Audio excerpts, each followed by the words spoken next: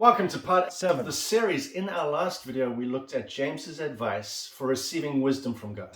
We saw that God wants us to have wisdom. We saw that God will give us wisdom when we ask. But we saw then that James said that we won't receive that wisdom if when we ask doubting. So I finished the video by asking the question, does this only apply to us receiving wisdom from God? Or are there other areas of our relationship with God where we won't see what He wants for us if we ask Him for it with doubt? So we're going to look at the book of Matthew, where we have Jesus walking on water in the midst of a terrible storm towards His disciples who are in a boat. And as He approaches the boat, Peter asks Jesus for a very unique thing. "Lord, if it's really you, tell me to come to you walking on the water." And so Jesus told Peter to come out to him. Miraculously so, Peter then walked on something that he should have been sinking into. Now we've got to ask some questions. How was it possible for Peter to walk on water? And I'm sure you'll agree with me that God must have had a part to play in this. Now, observing the size of the waves and the strength of the wind, Peter then began to sink. Jesus immediately reached out and grabbed him. "You have so little faith," Jesus said. "Why did you doubt me?" Here again we have the words doubt and faith together.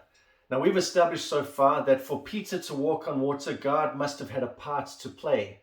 But does the fact that Peter sank mean that God abruptly ended Peter's water walking endeavors? Almost as if God is saying, no, Peter, only my son should walk on water. Jesus, you were wrong to call him out on the water with you. And bippity-boppity-boo, Peter sinks. Well, just like Jesus told the woman who had been healed when she touched him that her faith had contributed towards the results she saw, here we see Jesus telling Peter that his faith, or the size of his faith, contributed to the lack of results he saw. "You have so little faith," Jesus said. "Why did you doubt me?" The word doubt here comes from a Greek word which means to doubt, but it also means to waver. Think of this: unstable, uncertain, and that sounds a lot like what we saw James say when he talked about doubting, which in that case meant to hesitate, to be uncertain. Now, of course, as Peter hears Jesus' command and steps out on the water, God enables Peter to stand on water.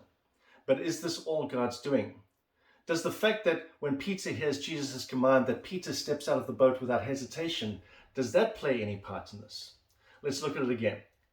You see, just after Jesus had told Peter to come, Peter went over the side of the boat and walked on the water toward Jesus. But when he saw the strong wind and the waves, he was terrified and began to sink. "Save me, Lord," he shouted.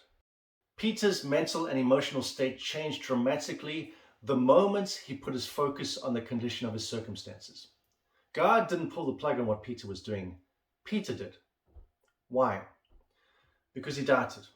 And this is exactly what James said. But he must ask in faith without any doubting. For the one who doubts is like the surf of the sea, driven and tossed by the wind.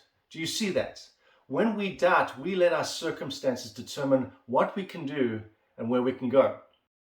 For that person ought not to expect that he will receive anything from the Lord, being a double-minded man, unstable in all his ways. This sounds like Peter, doesn't it? Peter let the strength of the wind and the size of the waves determine what he could do when God had already told him what he should be doing. Now, please lean in as I say this. Peter experienced God's will when he focused on what God had said. But Peter failed to experience God's will when he let challenges undermine what God has said. Doubt doesn't just stop us from receiving the wisdom that God wants us to have. Doubt stops us from receiving anything that God promises us. And this is why the crowd stayed sick as they touched Jesus. This is why the lame man stayed lame, even though Jesus was teaching in the same temple where he was laid daily. I've said this before, that just like a magnet can lose its pulling power, so can our faith. We can lose its ability to pull on God's will towards us. How? By doubting. Doubt is an evil, devilish thing that we should never accommodate or excuse. The devil would love for us to believe that doubt is some kind of learning curve on the way to faith.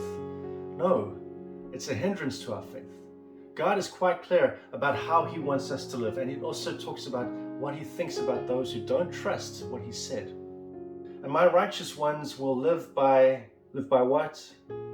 They will live by faith. And if he shrinks back, my soul has no pleasure in him. Imagine if Peter had these words in mind as he pushed through to get to Jesus. He would have gotten to Jesus. And what an amazing example he would be to us of what unfailing faith looks like.